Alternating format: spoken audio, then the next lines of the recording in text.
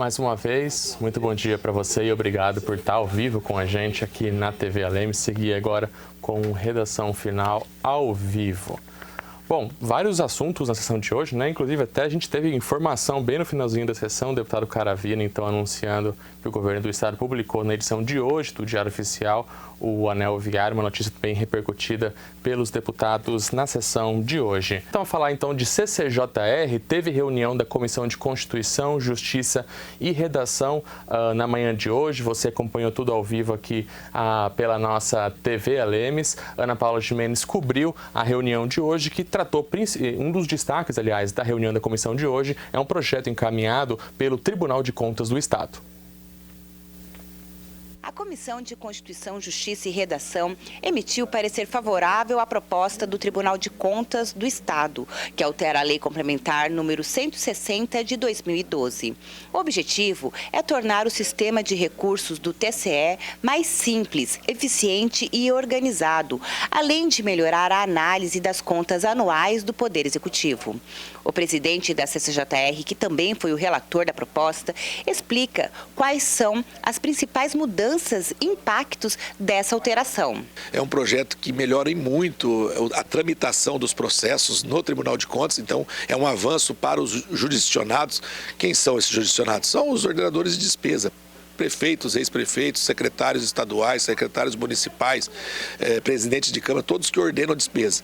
Então, cria certas regras esse PLC sobre recursos, a possibilidade de novos recursos, amplia o contraditório e ampla defesa. Então, amplia a condição de quem está com um processo no tribunal poder se defender melhor, né? Então é muito bom para quem ordenou a despesa. E também tem questões relacionadas à prescrição dos processos, evitando que processos fiquem tramitando por muitos anos. Acontece muitas vezes de um prefeito deixar de ser prefeito e por muitos anos ainda está com o processo tramitando no Tribunal de Contas. Então é uma modernização que foi feita pelo Tribunal de Contas. O projeto chegou aqui, a Casa participou ativamente dando sugestões. Nós temos aqui muitos ex-prefeitos que ordenaram despesas, muitos ex-secretários. Então, houve emendas que foram acatadas pelo Tribunal de Contas, por isso que a gente agradece essa compreensão. É um projeto de autoria deles, regimentalmente é de autoria do próprio tribunal, mas que traz vários avanços.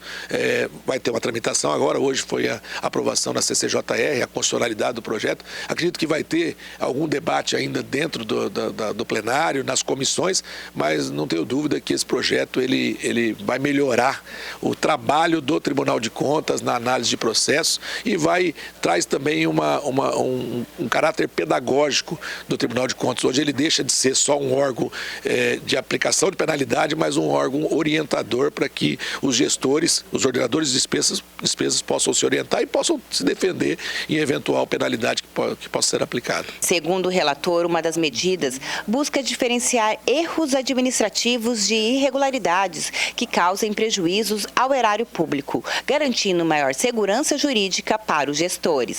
Um dos artigos, ele permite a dosagem da aplicação da penalidade, da multa, em maior nível ou menor nível, de acordo com a gravidade do erro. E na maioria das vezes, aí para a população poder entender, os prefeitos não têm dolo, mas o envio tardio de um documento feito dentro de um setor da prefeitura, por exemplo, gera uma multa pessoal para o prefeito.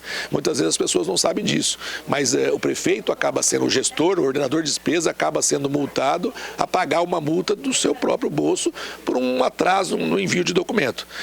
Não que isso vai deixar de existir, mas esse PLC dá uma aprimorada e ele dá a possibilidade da Corte de Contas, do conselheiro que tiver com análise desse processo, poder aplicar, dosar menor a pena ou até não aplicar a penalidade se ele entender que não houve dolo, não houve prejuízo.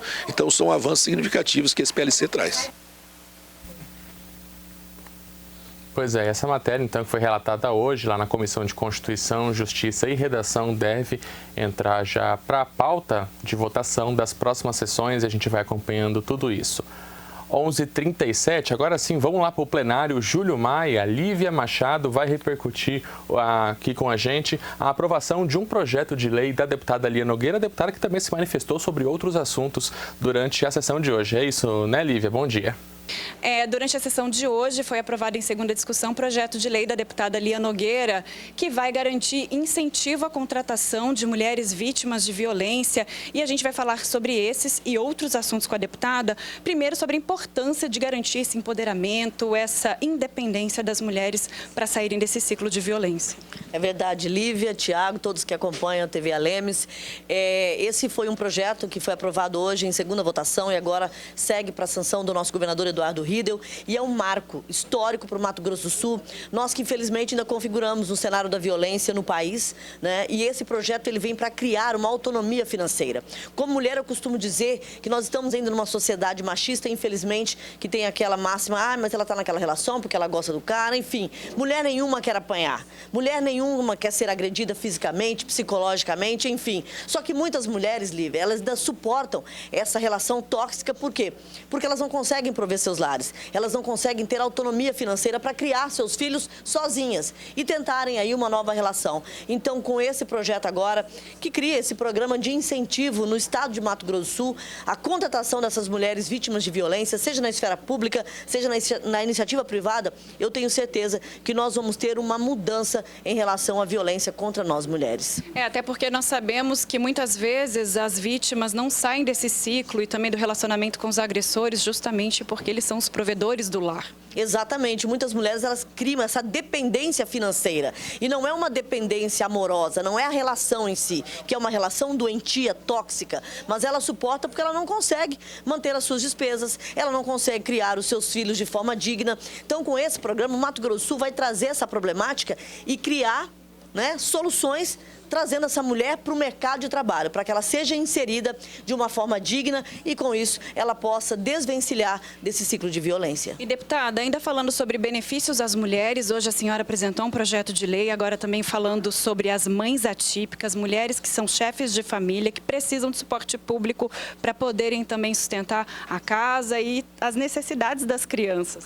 Exatamente. Nós apresentamos aqui hoje um projeto de lei que altera a lei que foi aprovada, já foi sancionada agora em março desse ano, né, março de 2025, só que essa lei, ela foi sancionada e ela contemplava uma espécie de benefício, incentivo, né, um auxílio financeiro também a mulheres que são provedoras dos seus lares, trabalhadoras, chefes de família. Só que essa lei, ela não contemplava mães solos também atípicas, que nós temos aí uma realidade, eu como mãe atípica tenho total propriedade para falar disso, são mulheres que elas se anulam, Lívia. Elas vivem para o filho.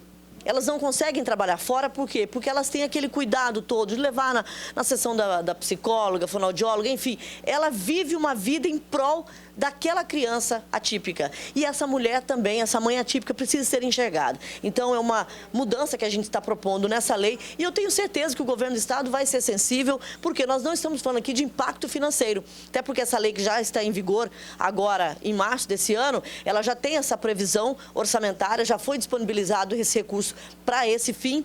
Então, nós vamos só o quê? Estender, nós vamos acolher, nós vamos trazer essa mãe atípica solo também para essa lei aqui no estado. E a gente não pode esquecer de frisar que eu falei crianças, mas quando essa criança cresce, ela continua na relação de dependência da mãe. Exatamente, ela continua nessa dependência. Nós estamos falando aí de crianças, adolescentes, jovens com deficiência, jovens atípicos também, e que eles também não conseguem, devido à própria situação, né? Eles não conseguem trabalhar. Então, essa mulher, ela é uma vida inteira.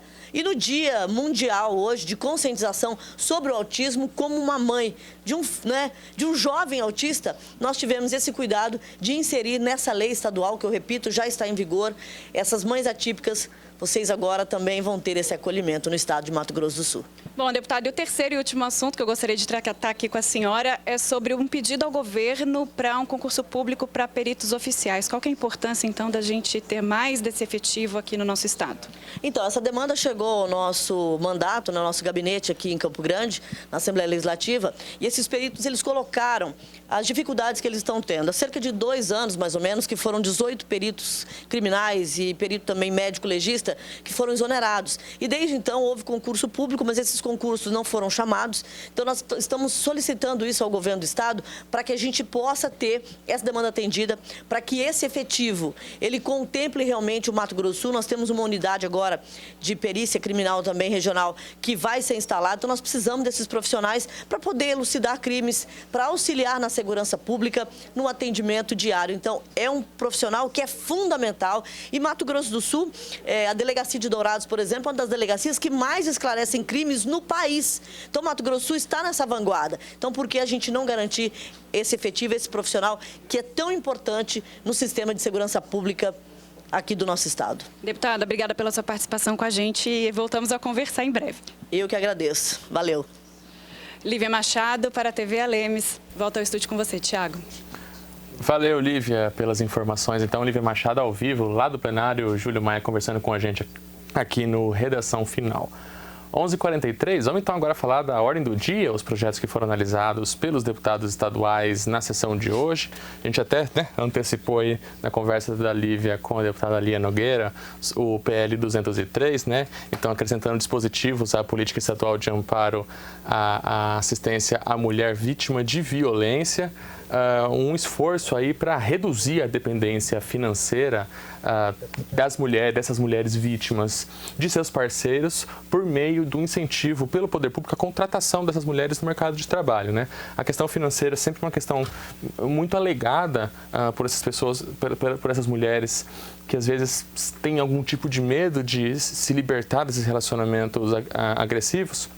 Essa política, então, pode ajudar nesse sentido. O projeto aprovado, então, em segunda discussão. Ao longo de sua tramitação, ele passou por uma emenda substitutiva integral, então ele ainda vai voltar para uma análise em redação final no plenário Júlio Maia. Próximo projeto. Projeto de lei de número 185, o autor é o primeiro secretário aqui da Casa de Leis, deputado Paulo Corrêa. Matéria discutida, votada e aprovada na sua primeira discussão. Inclusive, na semana passada, nós falamos sobre ela, porque ela passou pela CCJR. O PL, ele autoriza a possibilidade de pagamento de licenciamento IPVA durante as abordagens, durante as blitz. Uma situação hipotética. Você que está nos acompanhando, foi parar uma blitz e ou esqueceu ou por alguma outra razão não estava com o licenciamento em dia, por exemplo, que é uma situação que pode levar ao recolhimento do veículo. Esse projeto de lei, ele dá a possibilidade para que esse motorista, esse proprietário, ele possa, ali mesmo, durante a blitz, fazer essa regularização, apresentar pelo próprio CNH Digital, que é o aplicativo, que reúne todos os documentos, o CNH, documento do carro, que agora o documento ele está atualizado, está naquele ano que ele tem que estar, e evitar, então, a retenção do veículo. Essa matéria, então, apresentada pelo deputado Paulo Corrêa, também tem outros deputados subscrevendo o projeto de lei, então, aprovado na sua primeira discussão, vai agora para análise das comissões de mérito aqui da Assembleia. E o terceiro e último item, PL 282 de 2024, encaminhado pelo Poder Executivo, também discutido, votado e aprovado na sua primeira discussão. Ele atualiza a legislação sobre o ICMS aqui de Mato Grosso do Sul. São alguns pontos até para a gente destacar, um projeto que foi muito debatido durante a sessão, inclusive daqui a pouquinho vamos trazer um pouco desses debates. Olha só, alguns pontos desse projeto de lei. O diferimento da aplicação de multa por desacompanhamento de documentação fiscal, considerando a incidência do imposto, ou seja, não tinha documentação, mas havia ou não a incidência do imposto, vai ter uma análise caso a caso. O estímulo do pagamento de impostos por meio até de redução de juros e multas, a opção do contribuinte equiparar a transferência de mercadoria a uma operação tributada e, inclusive, um dos pontos, ou um outro ponto também interessante do PL é a restituição de indébitos, ou seja, o imposto que foi pago a mais, que foi pago indevidamente, na hora desse contribuinte ele ser ressarcido, que esse valor também seja corrigido, assim como são as dívidas fiscais. Esse projeto, ele passou semana passada pela CCJR, ele foi aprovado em primeira discussão, mas depois de bastante debate no plenário. A gente, inclusive, separou duas falas desses debates e a gente começa trazendo o posicionamento do deputado João Henrique com relação, então, ao PL 282 de 2024. O fisco do estado de Mato Grosso do Sul é um ladrão contumaz. Eu falo isso porque chegou um projeto aqui nessa casa, ele estava em bloco, se eu não houvesse pedido vistas, eles estariam sendo votados aqui de maneira conexa. Eu acho engraçado considerar algumas empresas, alguma listagem de empresas que são devedoras desse Estado tirano, sedento, que já aprovou leis aqui com a polícia militar aqui dentro, porque verdadeiramente os colegas parlamentares não queriam aprovar essas leis, retirando direitos, garantias, mas quando é o fisco, amplia, fiscaliza e impõe uma tirania. Primeiro ponto que eu quero dizer é que o fisco tem feito uma abordagem que nós temos que conversar com os empresários e falar a verdade. Criou-se, deputado Paulo Duarte, uma pauta fiscal, e Vossa Excelência, que tem carreira na área, sabe que a imposição de pauta fiscal é ilegal. É ilegal você dizer, olha, esses itens aqui, de todos esses produtos, tem uma margem mínima que o vendedor tem que alcançar nesses produtos, porque o Estado quer tributar. Então, eu sei que é um pouco complexo para quem está entendendo, mas o Estado impõe o preço que você vai vender, independente do seu sucesso de vender, porque ele quer aquele percentual. Então, basta, para ele aumentar o tributo, aumentar a pauta fiscal daquele item. Isso tem sido feito. Eu estou tocando nesse assunto porque o Código Tributário Nacional, as leis, deputado Júnior Mock, estabelece a possibilidade, não da instituição de uma pauta genérica para itens fiscais, estabelece a possibilidade do arbitramento. E quando você pode colocar o arbitramento? Quando você tem indícios de fraude, quando você tem indícios de que tem dificuldade para encontrar o valor daquela operação. Isso tem sido feito de maneira genérica. Então não há, deputado Júnior Mock, qualquer empresário nesse estado que não tenha uma reclamação do fisco estadual. É quase impossível você vencer sendo uma empresa de pequeno, médio porte no estado de Mato Grosso do Sul. E eu faço essa pequena digressão, que eu não estou falando da alíquota, não estou falando da sede fiscal, estou falando da pauta fiscal, porque colocar uma lista num projeto de devedores quanto mais que nunca vão ter direito a pegar algum benefício fiscal é extremamente perigoso nessa casa.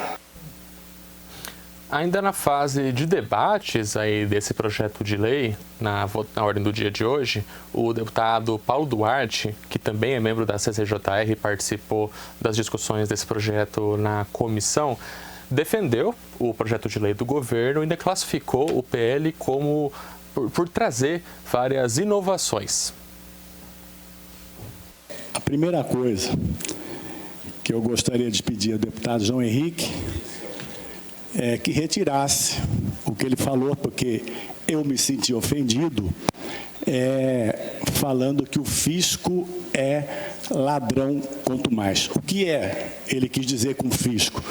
São os agentes do fisco. Eu sou um agente do fisco, sou auditor concursado e não admito esse tipo de tratativa de ladrão. O que esse projeto que está sendo discutido, ele reduz multas, por exemplo, para quem apresenta documentação fiscal inidônea, a multa ela pode chegar a 50% do valor da operação.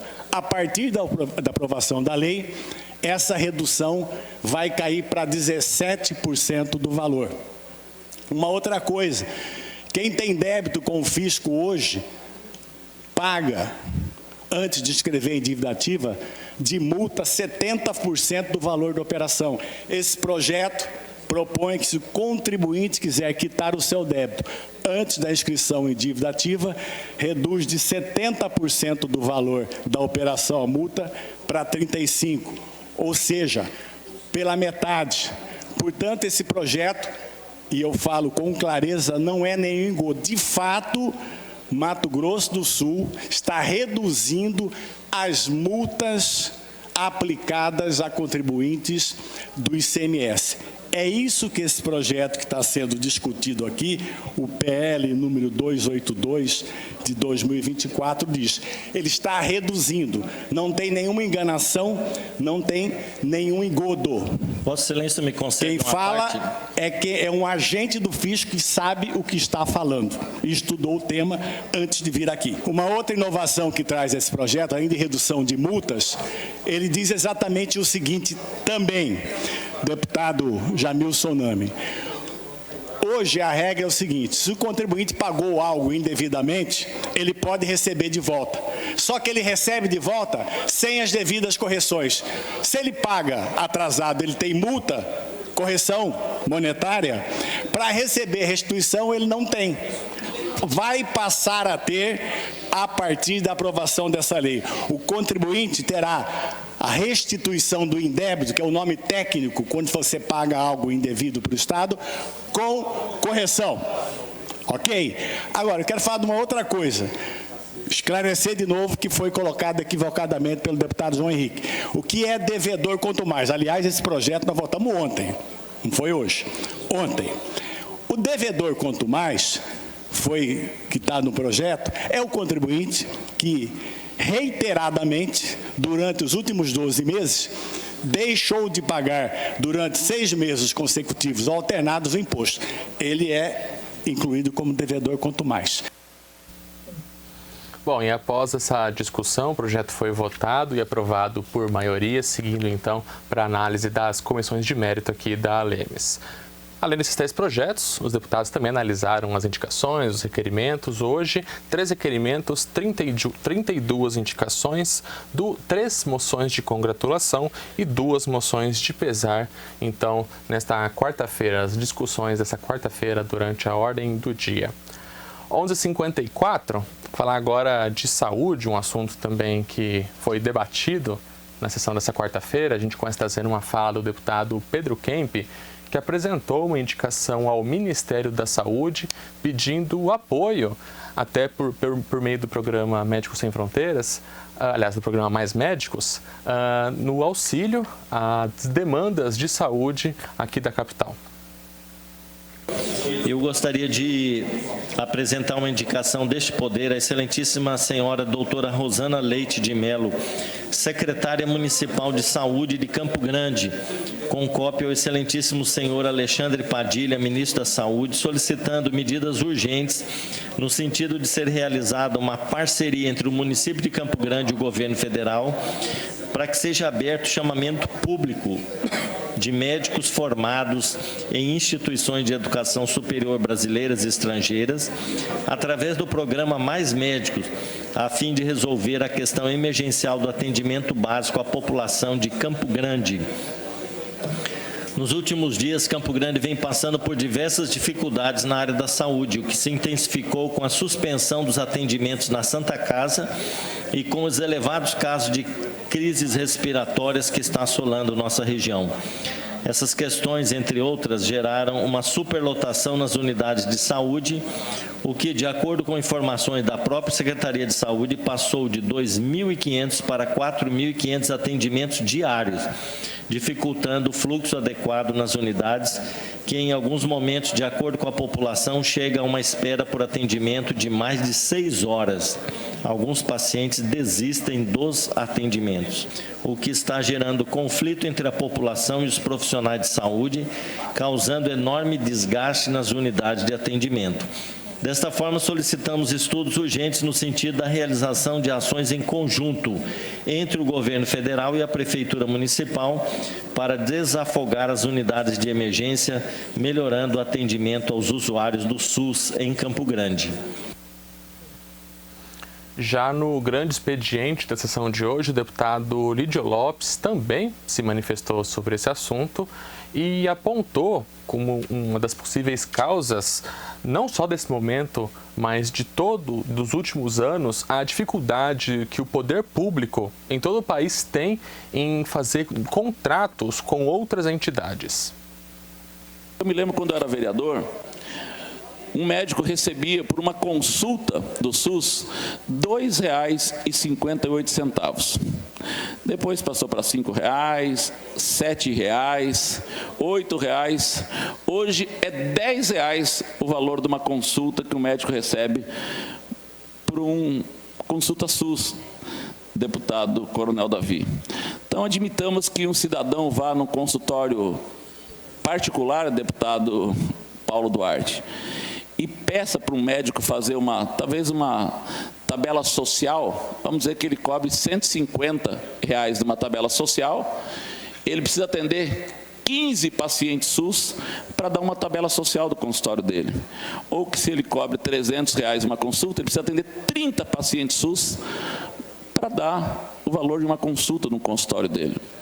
Me lembro que um parto pelo sistema SUS, enquanto no particular pagava-se R$ 3.500, o sistema SUS pagava R$ 140 para o profissional, com 2 vidas na mão dele de responsabilidade, a mãe e o bebê, e recebia R$ 140. Então essa conta não fecha e nunca vai fechar essa conta da saúde pública no país inteiro. Hoje é Campo Grande que está com problema? Lógico que não. É Mato Grosso do Sul? Não. O Brasil passa por um problema na saúde. E o que me espanta?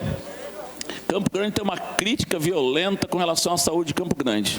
Mas não deve ser tão ruim assim a saúde de Campo Grande, senão o interior do estado inteiro não viria para Campo Grande.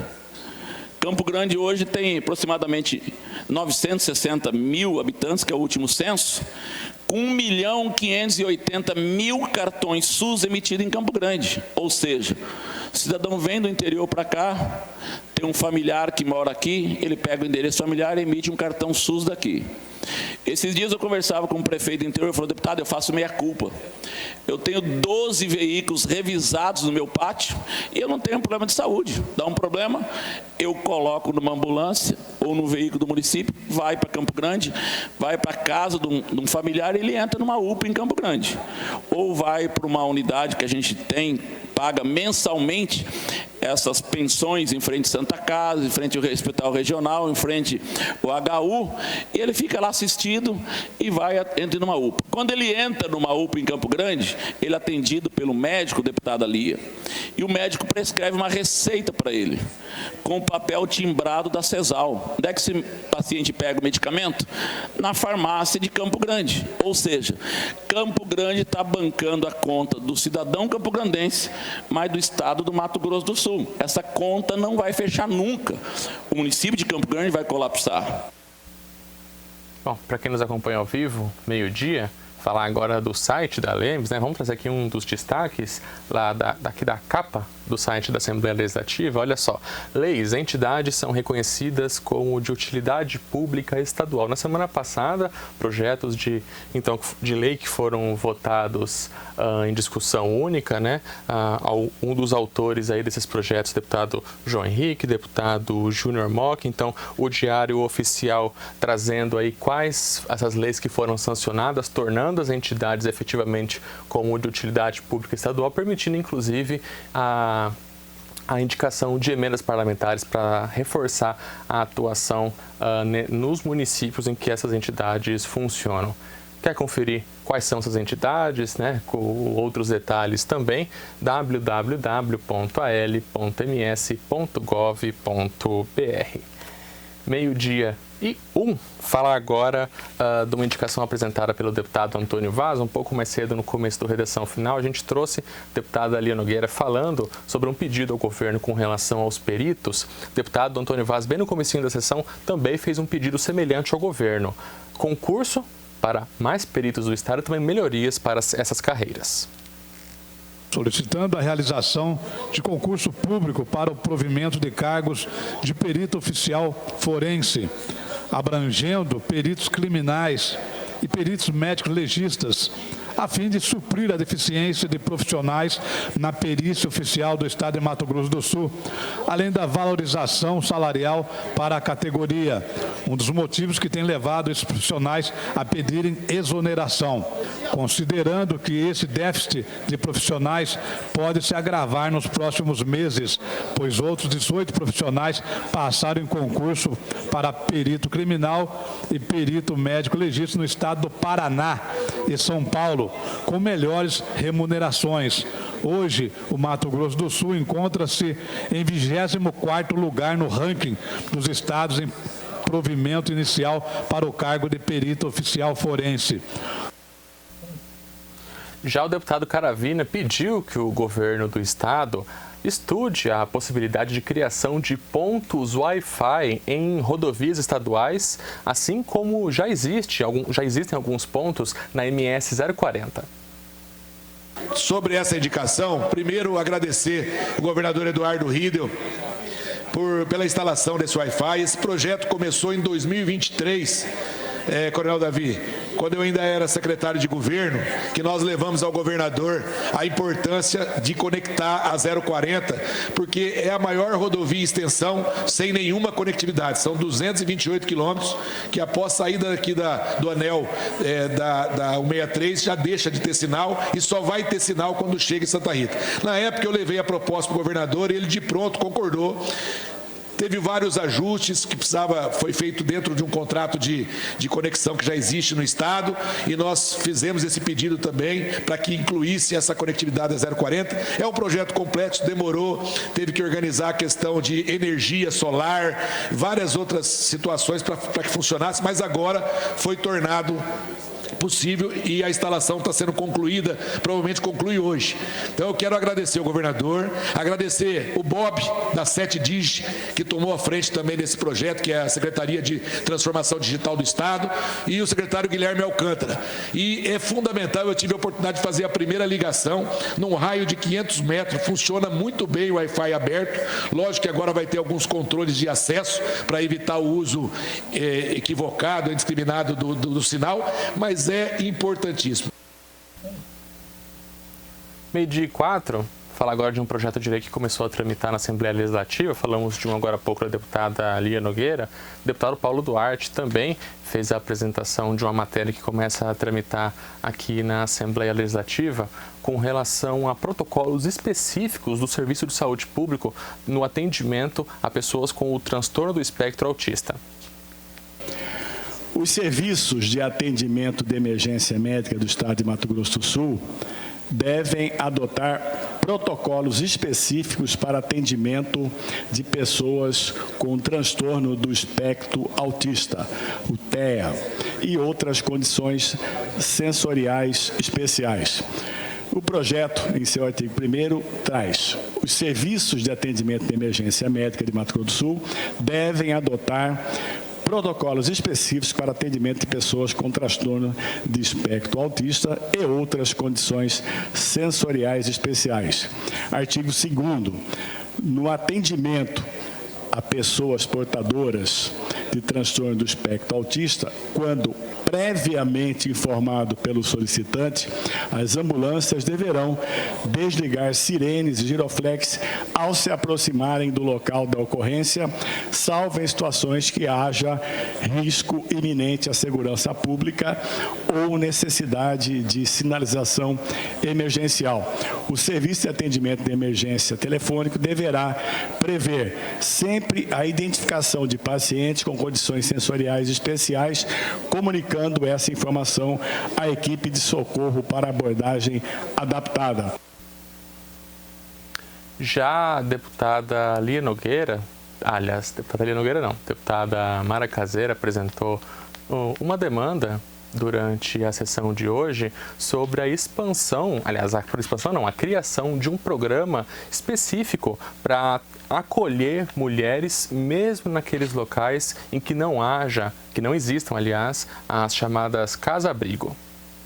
Solicitando estudos para verificar a viabilidade de celebração de um convênio com o município de Itaporã com vistas à instalação de uma casa-abrigo ou a criação de um programa específico para atender para o acolhimento institucional de mulheres vítimas de violência doméstica e familiar, com riscos de morte, bem como seus dependentes, no município de Itaporã. A presente indicação atende o pedido formulado pelo vereador Lindomar de Freitas, da Câmara Municipal de Itaporã. E também vem assinada pelo deputado Zé Teixeira, junto com essa deputada.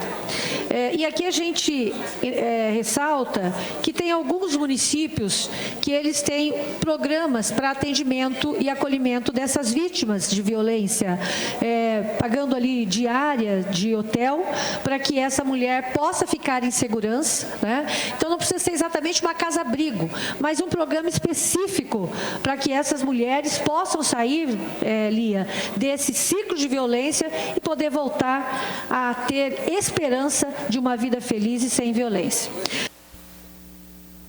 Tá, então, a indicação apresentada pela deputada Mara Caseiro e que deve ser, depois de aprovada, encaminhada ao Poder Executivo.